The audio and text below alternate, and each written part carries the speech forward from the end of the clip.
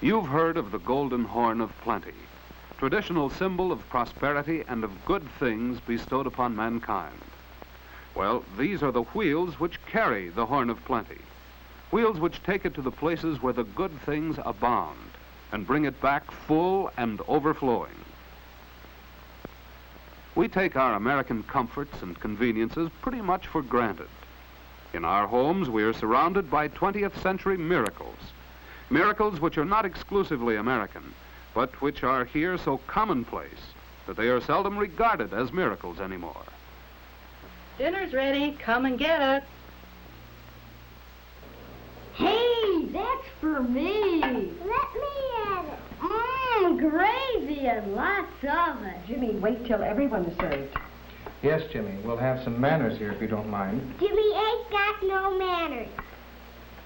Jimmy hasn't any manners. All right, any manners. Oh, Jimmy, we forgot your food prayer. Yes, sir. Lord, we thank you for that food and thy loving care. Amen. Yes, it's all pretty commonplace in America, isn't it? The comfortable homes we live in, the cars parked at the door, the bikes and mechanical gadgets of all kinds, schools where every child has a right to expect an education, satisfying recreation for everybody, leisure time in which to enjoy it. Americans, you are in luck. Of course, you've worked for it. You've made the land hum with the song of your toil. But people in other lands and in other times have worked too, worked hard to eke out a mere existence. Why have we been so remarkably successful at it? Why have we been able to make this land of ours so productive? Nature's been pretty lavish, of course. We've lived under a governmental system, the first on earth to make each man the captain of his soul. We've had enterprise, our great inheritance from ambitious and freedom-loving forebears. All these are parts of the American mural, parts of the reason for our golden horn of plenty. But look further. Why a car like this that a man of average means can afford to own? If every American had to build his own automobile with materials of his own gathering and with tools of his own contriving, there would be very few automobiles in the land. Where would an individual get the steel to mold into this beautiful-looking body? Where the vast presses to shape it? Where is the raw rubber to make these tires? The tough fabric to weave with it? These things are as widely scattered as the four winds, or they were until wheels brought them together.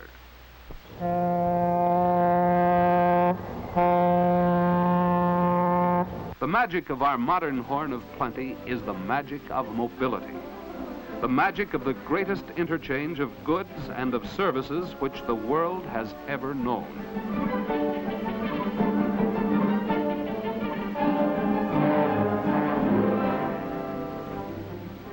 Take the farm machinery which helps to make our soil the most productive on earth.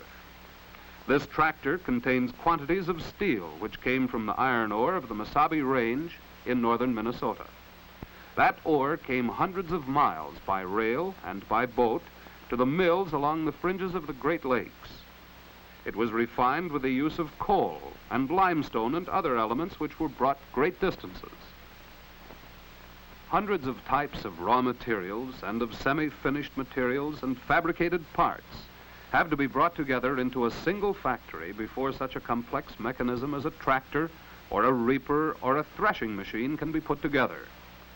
Each great factory such as this makes use of countless carloads of materials during the course of a year.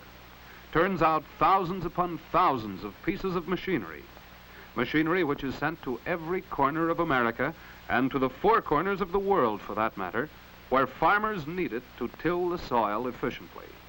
Machinery sent at a price which nearly every farmer can afford because it is manufactured by the American mass production method, the method which mass transportation made possible.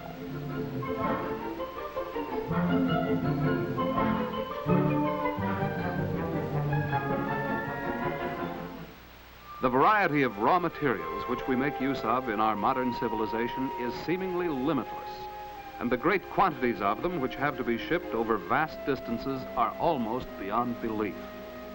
Consider the billions upon billions of bushels of grain which are grown in America every year. Wheat, corn, rice, barley, oats, grains which are the staff of life. These billions of bushels have to be transported to elevators, stored until they are required by processing plants, shipped and reshipped until they have been made into flour and bread and breakfast food, and delivered to your hometown, your store, your pantry shelf.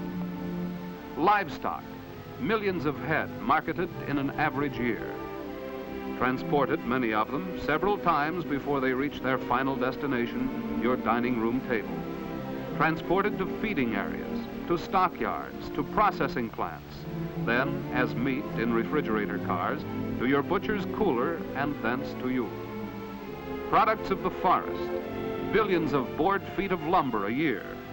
Lumber brought to the mill as giant logs, sawed into all shapes and sizes, delivered to the thousands of factories which make products out of wood, set down in your front yard as building material, or in your living room as furniture. Countless products to enrich your living. Products of the mine, many of them seldom thought of by the average American in the gigantic quantities which are produced and consumed each year.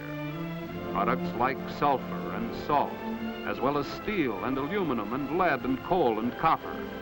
Products moving, always moving so that they may be put to your service. Oil, the black gold of our machine age. Oil to lubricate your car, to heat your home, to drive the wheels of industry. Oil to make gasoline and kerosene, synthetic rubber, useful products almost innumerable. Oil which must be transported before it can be of any use to most people. Things which are brought from distant lands across the sea, coffee and tea, tin and rubber, spices and silk. Things in never-ending succession which we bring in from the four corners of the earth. Things which we send abroad in exchange for the items we import. Cotton and grain, minerals, machinery and fabricated items of every description. This great movement pattern, which is the foundation of our 20th century prosperity, is symbolized by the ingenious machines which man has created, especially here in America, to keep goods moving. The giants of the rails, the trucks for coordinated rail truck service, the huge ships and the vast facilities for interchange between one method of transport and another. One recent development makes possible the shipment of 100 or more loaded freight cars on a specially constructed boat called a sea train. This spectacular and useful device eliminates the necessity of loading and reloading from car to boat and back again at port cities. Entire freight cars are picked up by the giant machinery, stored on tracks within the hold of the ship until they are removed by similar machinery at their port of destination. Here, the cars are again placed on rails and speeded to their final unloading points. Another example of the American inventive mind and business enterprise working to provide America with the greatest transportation system in the world. The backbone of this transportation system is the railroad.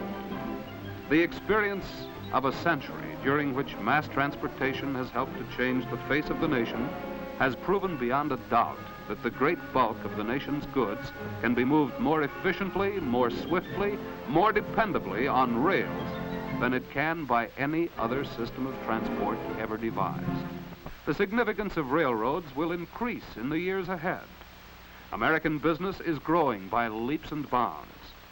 Railroads are almost the only form of mass transportation which can offer an important reserve of hauling capacity to meet the growing demands of American industry and commerce.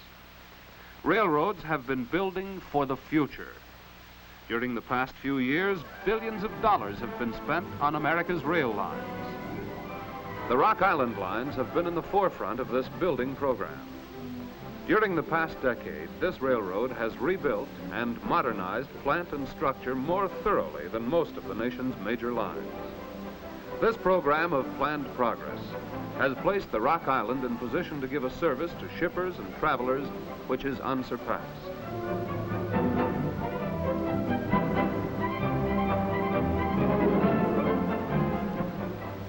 Rock Island occupies a strategic position on the railroad map of the nation. Its lines serve 14 of the most productive and diversified states in the Union. 8,000 miles of modern steel rails are in its network. This is a fabulous empire, this Rock Island wonderland, which stretches westward from Chicago, St. Louis, and Memphis to the mountains of the west and through its friendly connections onto the Pacific coast. It reaches from the twin cities of the North Star State to the Gulf ports of Houston, Texas City, and Galveston of the Lone Star State. It is an empire dotted with great and growing cities where much of the nation's business is done. It is an empire of prairie vastnesses and of broad, rich valleys where growing things abound. It is an empire of progress and opportunity unsurpassed. Since 1852, the Rock Island has been helping industry to grow and expand in this area. There are still hundreds and hundreds of available industrial sites which offer the finest advantages of good transportation, adequate power supply, and skilled labor. Throughout that empire, the Rock Island now operates one of the finest railroads in the world. Heavy steel rail, superbly laid and ballasted, makes it a truly velvet highway. But it is a tough highway, too, able to take the punishing weight of thousands of tons of freight speeding along at mile-a-minute clip. Modern bridges have been built to handle these tremendous loads. Spectacular in Rock Island's bridge program is this great structure over the Cimarron in western Kansas. Its building was one of the outstanding feats of railroading. Its construction, together with track relocation, grade elimination, and curve reduction, aided greatly in speeding up transcontinental freight and passenger schedules, thus making Rock Island the preferred route between east and west.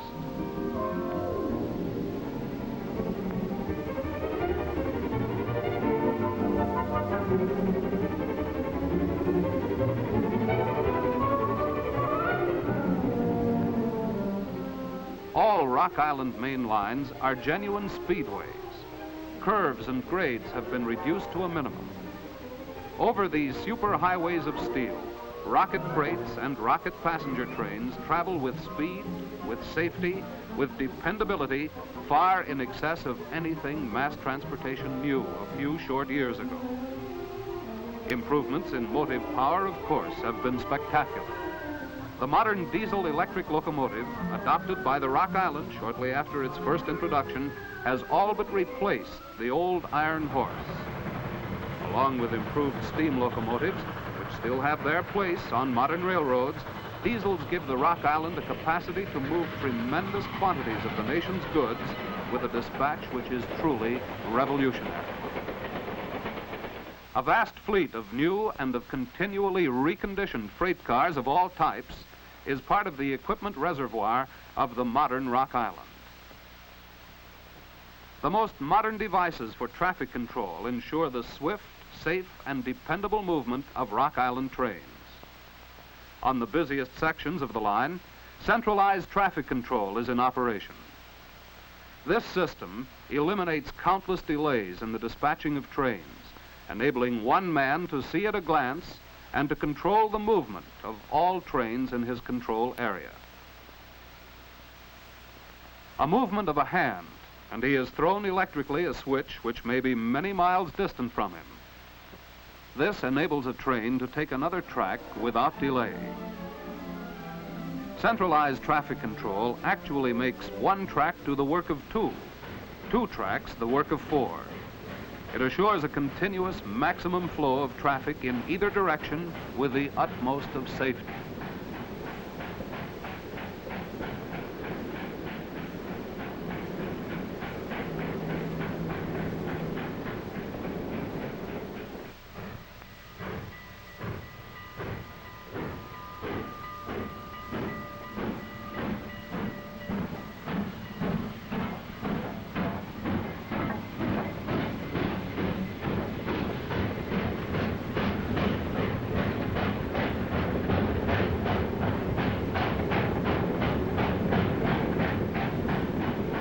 Classification yards, which are miracles of automatic operation, are another Rock Island development designed to accelerate the speed with which freight is handled.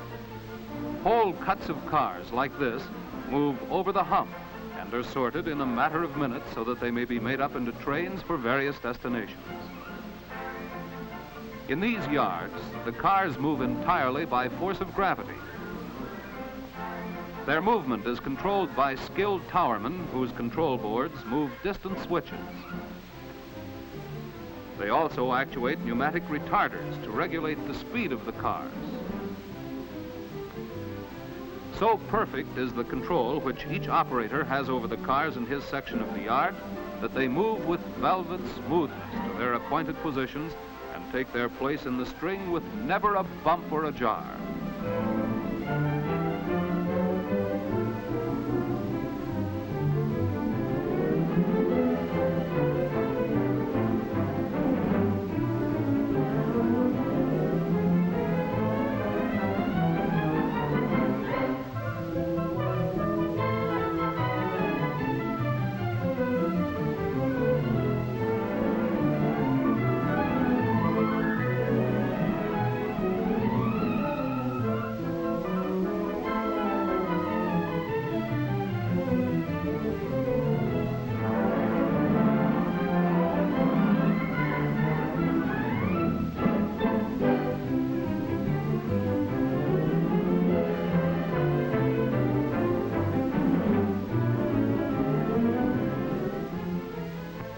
Classification yards like this save hours, sometimes days, in the movement of freight. Rock Island service standards have kept pace with the physical development of the railroad. Rocket freight is handled with the utmost dispatch from the moment the railroad receives it until it reaches its final destination.